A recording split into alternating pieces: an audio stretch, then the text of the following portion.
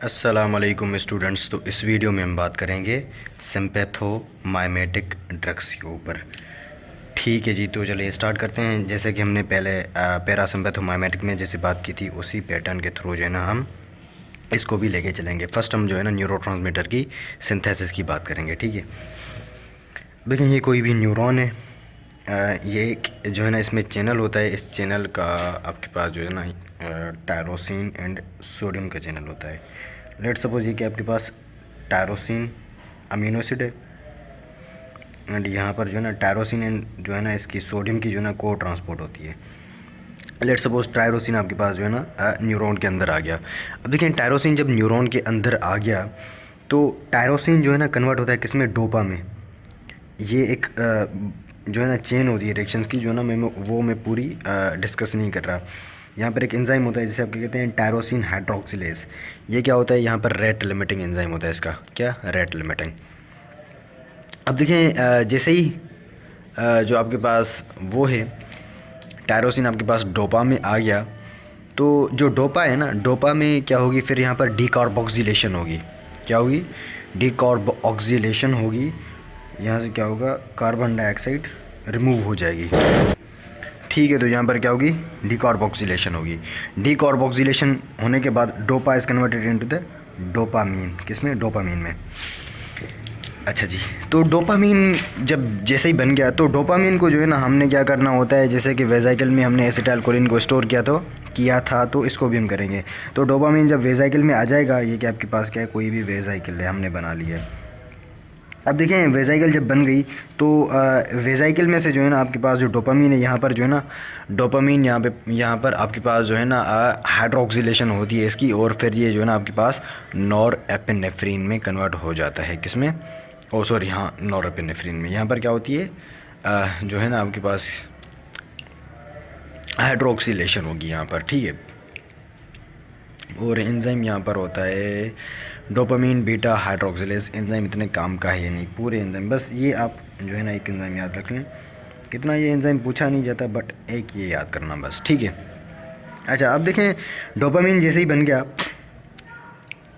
तो यहाँ से लेट सपोज, ओ सॉरी डोपामीन नहीं, एसिटाइल और नॉरएपिनेफ्रिन। अब देखें जब एक्शन पोटेंशियल आया, जैसे ही जो है ना न्यूरॉन से नीचे आया यहाँ पर ये एक चैनल पर जो है ना पहुँचा, यहाँ पर इस चैनल को ये ओपन कर देगा। यहाँ से क्या होगा, कैल्शियम का इन्फ्लक्स होगा, और ये कैल्शियम क्या करेगा, इस मेम्ब्रेन को इस वेजाइकल को फ्यूज़ करेगा विद दी सेल की जो है ना न्यूरॉन के एक्सोनल टर्मिनल की मेम्ब्रेन है। ठीक है, जब ये इसको फ्यूज़ करेगा तो यहाँ पर क्या हो जाएगी, यहाँ पर इसकी एक्सोसाइटोसिस। अब देखिए जैसे ही नॉरएपिनेफ्रिन यहाँ पर रिलीज़ हो गया तो नॉरएपिनेफ्रिन जो है ना अपने पूरे के पूरे काम करेगा। ठीक है, क्या करेगा, वो पूरे के पूरे अपने काम करेगा। अच्छा, तो पहले ना हम इसके वो काम देख लेते हैं।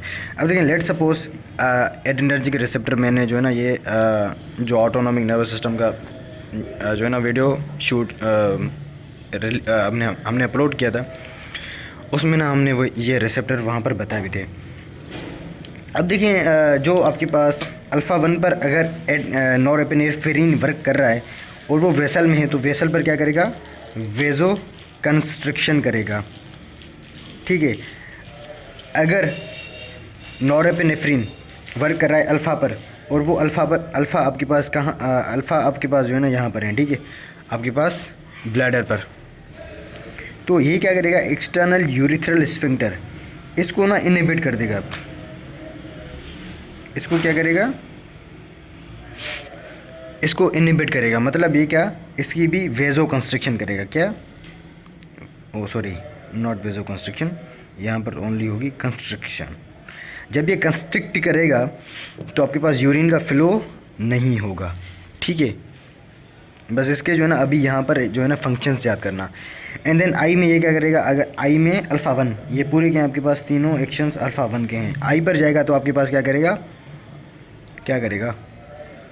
डायलेशन करेगा ना। अल्फ़ा 1 पर अगर एक्ट करेगा तो अल्फ़ा 1 यहाँ पर होते हैं तो ये इफ़ेक्ट देगा। ठीक है, लेट सपोज अल्फ़ा 2 पर ये एक्ट कर रहा है, अब देखें अल्फ़ा 2 आपके पास क्या था, इनहिबिटरी था। अल्फ़ा 1 आपके पास क्या था, एक्साइटेटरी था। मतलब ये क्या, ये कंट्रैक्शन वगैरह करवाएगा, ये कंट्रैक्शन नहीं करवाएगा। मतलब ये क्या होगा, इनहिबिटरी इफेक्ट होगा। अब देखिए अल्फ़ा 2 आपके पास जो है ना इस पर होते हैं, पेंक्रियाज पर होते हैं। तो अल्फ़ा 2 पर जब ये वर्क करेगा नॉरएपिनेफ्रिन, तो ये इंसुलिन को कम कर देगा, इंसुलिन को कम कर देगा। अब देखें अगर इमरजेंसी सिचुएशन हो तो आपको इंसुलिन की ज़रूरत पड़ेगी वहाँ पर, नहीं ना, बिकॉज इंसुलिन क्या करती है, हाई ग्लूकोज को जो है ना, जब आपके पास ब्लड में जो है ना ग्लूकोज ज़्यादा होता है, ये उसको जो है ना किस में कन्वर्ट करती है, ग्लाइकोजन में। तो आपको इमरजेंसी में ग्लूकोज की ज़रूरत होती है, तो इसको इनहिबिट करना होगा आपने, ठीक है। अच्छा, तो ये हो गया हमारे पास। एंड देन अल्फ़ा 2, अब देखें नॉरएपिनेफ्रिन ने बहुत ज़्यादा वर्क लिया है, नॉरएपिनेफ्रिन ने बहुत ज़्यादा वर्क लिया है यहाँ पर। इसको ये ना, अगर जब ये इसने बहुत ज़्यादा वर्क कर लिया होता है, तो ये यहाँ आकर इस रिसेप्टर पर जो है ना बाइंड करेगा। कहाँ पर, इस रिसेप्टर पर। ये आपके पास जो है ना प्री गैंग्लियोनिक जो वो होती है ना मेम्ब्रेन, वहाँ पर ही होते हैं रिसेप्टर। इनको कहते हैं क्या, अल्फ़ा 2 रिसेप्टर से में। जब ये यहाँ पर बाइंड करेगा ना, तो ये क्या करेगा, इस मेम्ब्रेन की जो है ना फ्यूजन को जो है ना वो करेगा। मतलब क्या करेगा, इनहिबिट करेगा। मतलब ये क्या कि इसकी जो है ना नॉरएपिनेफ्रिन की एक्सोसाइटोसिस को इनहिबिट करेगा, ठीक है।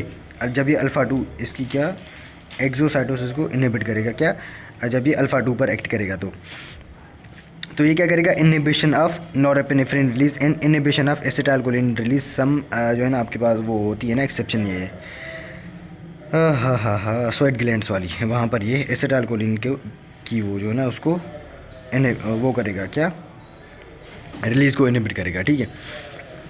अच्छा, ये थे अल्फ़ा रिसेप्टर्स। उसके बाद जो है ना बीटा भी होते हैं। तो जब ये बीटा 1 पर एक्ट करेगा, तो बीटा 1 आपके पास जो है ना अबंडेंटली प्रेजेंट होते हैं, कहाँ पर, हार्ट पर। तो ये यहाँ पर क्या करेगा, कंट्रैक्शन कराएगा। बिकॉज अल्फ़ा 1 जो रिसेप्टर्स होते हैं, दे आर द एक्साइटेड, या फिर जो है ना ये कंट्रैक्शन वगैरह करवाते हैं। अगर कंट्रैक्शन ज़्यादा होगी तो कार्डियक आउटपुट बढ़ेगा। कार्डियक आउटपुट बढ़ा तो आपके पास जो है ना ब्लड प्रेशर बढ़ेगा। ब्लड प्रेशर बढ़ा तो आपके पास क्या होगा, अल्टीमेटली टैकीकार्डिया, क्या, अल्टीमेटली टैकीकार्डिया, ठीक है। एंड देन ये आपके पास क्या करवाते हैं, लिपोलिसिस करवाते हैं। मतलब क्या, फैट्स की ब्रेकडाउन करवाते हैं, ठीक है। अच्छा, एंड उसके बाद जो है ना ये क्या करते हैं, रेनिन की प्रोडक्शन को भी बढ़ाते हैं, जब जो ड्रग्स आपके पास बीटा 1 पर एक्ट करेंगे। एंड देन बीटा 2 होता है। बीटा 2 आपके पास क्या होता है, इनहिबिटरी होता है। बीटा 2 जब बीटा 2 आपके पास कहाँ पर होता है, वेसल्स पर होता है। जब नॉरएपिनेफ्रिन बीटा 2 पर एक्ट करेगा, तो आपके पास क्या होगी, वेसल में वेजो डायलेशन होगी। जब ब्रोंक्यूल्स पर एक्ट करेगा तो ब्रोंको डायलेशन होगी, ठीक है। सिंपैथेटिक की यही इफेक्ट है ना, ठीक है। उसके बाद जो है ना ये क्या करेगा, जब ये बीटा 2 के थ्रू वर्क करेगा, क्या, बीटा 2 के थ्रू वर्क करेगा, तो ये क्या करेगा ना, यहाँ से ग्लूकोगॉन की जो है ना क्या करेगा, सिंथेसिस को बढ़ाएगा। क्या करेगा, यहाँ से ग्लूकोगॉन की सिंथेसिस को बढ़ाएगा। जब ग्लूकोगॉन यहाँ से बढ़ गया, तो ग्लूकोगॉन क्या करेगा, मसल में जो ग्लाइकोजन है और लिवर में जो ग्लाइकोजन है उसकी क्या करेगा, ब्रेक डाउन करेगा। इस प्रोसेस को हम क्या कहते हैं, ग्लाइकोजिनोलाइसिस। मसल में भी होती है, लिवर में भी होती है। उसको क्या करेगा, लाइसिस करवाएगा। उसे हम क्या कहेंगे, ग्लाइकोजिनोलाइसिस। ये आपके पास कौन करता है, ग्लूकोगॉन करता है। उसको रिलीज़ कौन करवाता है भाई, बीटा 2 पर जो ड्रग एक्ट करेगा, ठीक है। एंड देन हमारे पास लास्ट यहाँ पर मैंने लिखा नहीं है, ये बीटा 3 का होगा, ठीक है। बीटा 3 आपके पास जो है ना स्मूथ मसल्स ब्लैडर पर होते हैं, और ये यूट्रस को क्या करते हैं, यूट्रस के मसल्स को क्या करते हैं, रिलैक्स करते हैं। क्या करते हैं, सॉरी मैंने देखा ही नहीं। ब्लैडर पर जो मसल्स होते हैं वो आपके पास कहाँ पर होते हैं, आपके पास बीटा 3 रिसेप्टर्स कहाँ पर होते हैं, ब्लैडर पर होते हैं। सॉरी पता नहीं मैं क्या बोल गया अभी। तो ये आपके पास क्या करेंगे, यूट्रस के मसल्स को क्या करेंगे, रिलैक्स करेंगे। Because beta 3 are also inhibitory, क्या, वो भी इनहिबिटरी होते हैं, ठीक है। अच्छा जी, तो ये भी हमारे पास हो गया। अच्छा, ये जो वेजो डायलेशन है ना, ये सिर्फ ब्लड वेसल में नहीं, हार्ट में भी करवाएगा। क्या, vasodilation in heart and blood vessel, ठीक है। अच्छा, पहले यहाँ पर ये वाला थोड़ा सा देख लें। अब देखें अल्फ़ा एंड बीटा। अब देखें अल्फ़ा रिसेप्टर्स पर जो है ना most of the time epinephrine जो है ना डोमिनेंट होता है, and then norepinephrine, and then एक ड्रग है आइसोप्रोटेनॉल, क्या आइसोप्रोटेनॉल, एंड जो बीटा है, बीटा पर जो है ना आपके पास सबसे ज़्यादा जो पोटेंट ड्रग है इज़ आइसोप्रोटेनॉल, एंड उसके बाद एपिनेफ्रिन, एंड उसके बाद नॉरएपिनेफ्रिन। ये याद कर लेना, कभी कभी इसमें से MCQ आता है इसमें से, ठीक है।